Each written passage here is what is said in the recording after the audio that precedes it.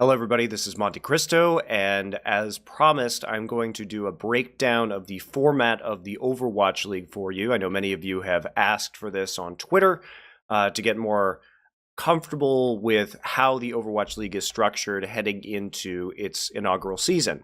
In addition to this video, I am also going to be releasing a series of 12 videos, one for each of the Overwatch League teams, where I will have various experts join me to discuss the background of players, the team's play styles, their identity, and what we expect from them coming into the season. So you can go ahead and check out this channel, my YouTube channel, for those later on, and they will all be released before the season starts. So if you're looking to really dip your toe in the water of the Overwatch League, hopefully this video and the team preview videos will allow you to do that comfortably. So, to discuss the Overwatch League and the format that's being presented, first off, you have to understand that there are going to be 12 teams in the Overwatch League organized into two 6-team divisions. So, in the Pacific Division, we have the Dallas Fuel, Los Angeles Gladiators, Los Angeles Valiant, San Francisco Shock, Seoul Dynasty, and Shanghai Dragons, while in the Atlantic Division, we have the Boston Uprising, Florida Mayhem, Houston Outlaws, London Spitfire, New York Excelsior, and Philadelphia Fusion. Now, when we talk about playoffs, this is where the divisions are really going to matter. Each team over the course of the season will be playing 20 games within their division and 20 games against their opposite division. So that's how the structure is set up when it comes to individual games.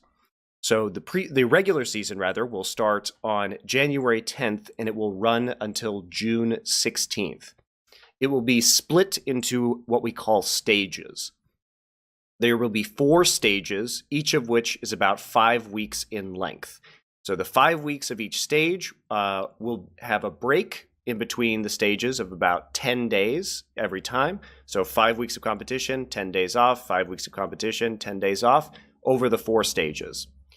At the end of the regular season on June 16th, the postseason will begin June 17th through July 28th, with the finals July 26th through July 28th, but we'll get into that in a little bit. The playtime every week, there will be matches on Wednesday, Thursday, Friday, and Saturday. There will be 3 games every day. 3 matches of 4 games each. Now, why 4 games each? If you've been watching a little bit of Overwatch, you know that there are 4 different map types in Overwatch currently, and they are Control, Escort, Assault, and Hybrid. So each team will play on each of these styles of maps, and then typically, although it hasn't been announced yet, if it's a 2-2 tie, there will be another Control map played to break that tie. Now, records are cumulative over the entire season for the playoffs, which means that all the records of all teams over all 4 stages are added up in order to determine final rankings. But there's a little bit of excitement within each stage, because the last Saturday of every stage, so the final Saturday in the 5 weeks of the stage, will have the second team play against the third team, and the winner of that match playing against the first team for a $100,000 bonus.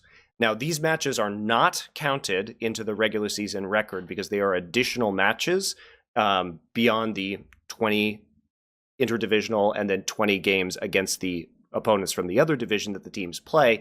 It's merely to have a little bit of a playoff, have a little bit more excitement at the end, get a winner, and determine the amount of additional bonus amount of money that these teams will receive.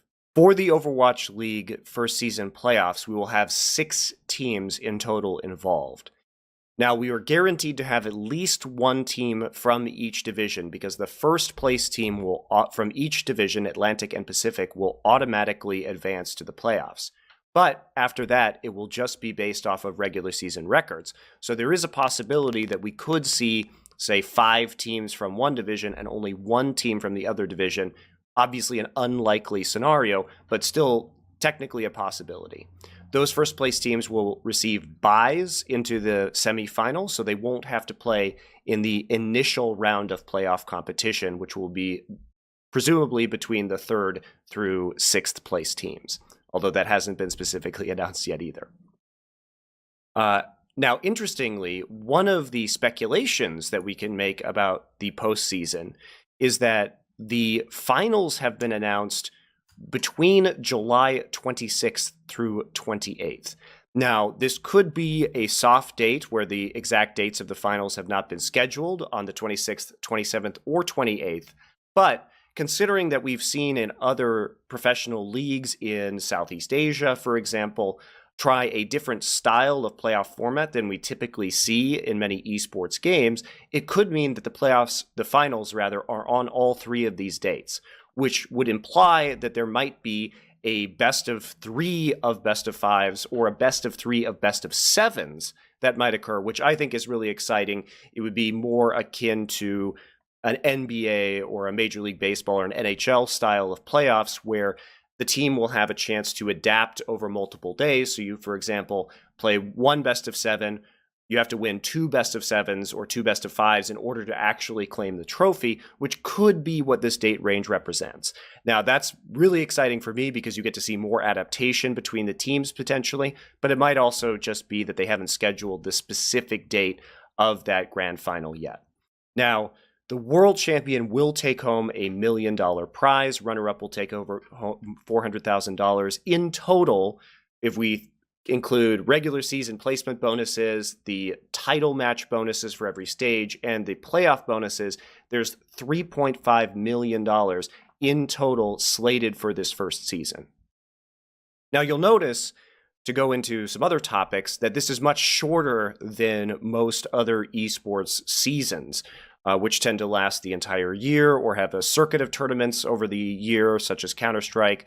And this only goes from January until July. Now, Blizzard has said that they are issuing tournament licenses for off-season events potentially. So this could mean that we see more of a hybrid system between, say, League of Legends and Counter-Strike Global Offensive, where half the year you get the very structured, measured pace of the Overwatch League, but in the off seasons, teams may be free to compete in tournaments hosted by other third parties around the world, and so you get sort of that CSGO weekend tournament feel during the off season if the teams want to compete, if they don't want to take a break. Also, for the first season will all be taking place in the Burbank studio in Los Angeles at the Blizzard Arena.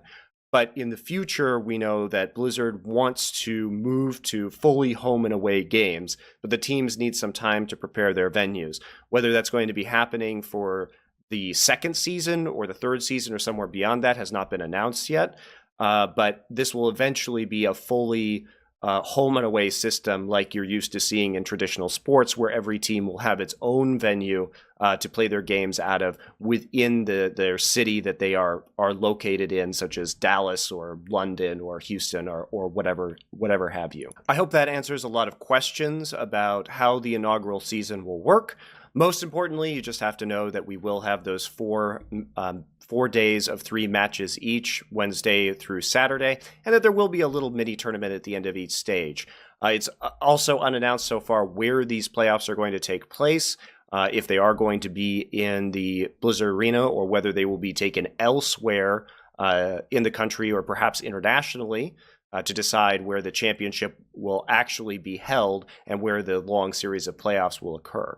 So there's a lot to look forward to, and be sure to check out the team preview videos if you're still interested in some of the style or character of teams or players. You'll get a pretty good look at those videos. They should be about 25-30 minutes long each. For you, and we'll make all 12 of those. And I'll be talking with casters who are very experienced in casting these players in their respective international regions in some cases, because we have a lot of Korean players coming over. So experts from Apex, experts from, say, TF2 who can explain histories of players from their previous games. So it should give you a good initial beginner's insight into these teams, so you can pick one to cheer for or just appreciate the level of play if you're interested in testing the league in terms of strategic depth or just an appreciation for the game itself. So I hope you guys enjoyed this and look forward to those videos soon.